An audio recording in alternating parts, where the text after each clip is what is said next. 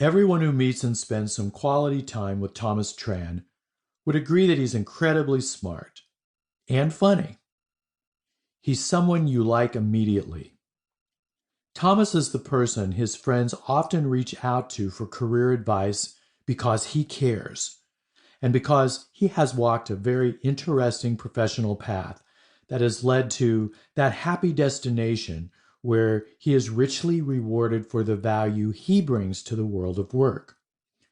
What his friends typically hear is career advice that, admittedly, he didn't always follow himself. Find what makes you feel good as a human being, and you will be headed in the right direction. Thomas went to the University of California at Berkeley for his undergraduate degree, majoring in literature, and then went on to graduate from Stanford Law. He practiced at a top 50 law firm right out of law school, moved to another firm in search of a better culture, and by the age of 32, became general counsel at a $3 billion company. At the beginning of my career, I looked for jobs simply based on practicality and the paycheck, and I hated going to work. Born just 7 weeks after his family arrived in the United States following the fall of Vietnam, Thomas symbolized a new life for his family and the opportunity to work hard and become successful. In my family, taking your foot off the pedal was never an option. In junior high, Thomas was student body president. In high school, he was editor-in-chief of the school paper. I was always turned on by story, whether fiction, histories, or journalism, and that led me to declare literature as my major at Berkeley.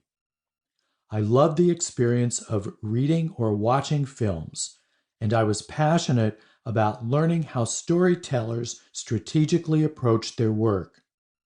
How they expressed things was just as important as what they expressed. Thomas describes his time at Berkeley as 4 of the best years of my life. I felt free and alive and engaged. During a 1-year stint as a Fulbright scholar to study literature in Vietnam immediately after college, he applied to and was accepted into the UCLA Film School, which was the creative path he wanted to follow. But the pull of familial duty also led him to cover his bases and take the LSATs. When I was growing up, Asian American kids were not encouraged to pursue anything creative.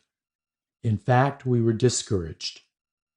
It may occur less so today, but I doubt much less. Career pragmatism is simply part of the culture.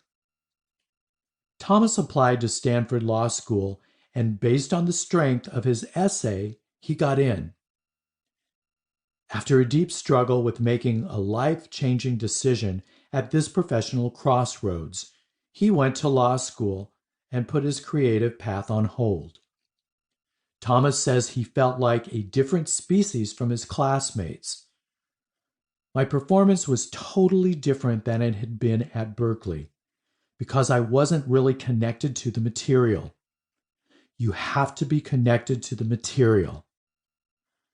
But he kept his foot on the pedal and graduated from law school and into a good job market and a good salary, but not into what he describes as a good fit.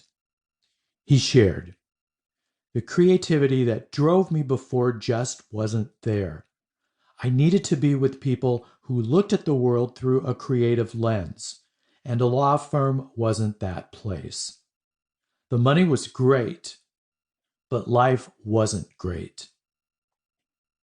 During the time in his career when life wasn't great, Thomas's college friend and co-worker from Berkeley saw how unhappy he was and made him an offer to come work with him in his new startup. I liked Howard's mentality about work. Don't go to stuff that sucks. Thomas also admired Howard's ability to be unburdened by what others wanted him to do and his motivation to follow his own path. It was an ability that Thomas admits he struggled with for a long time.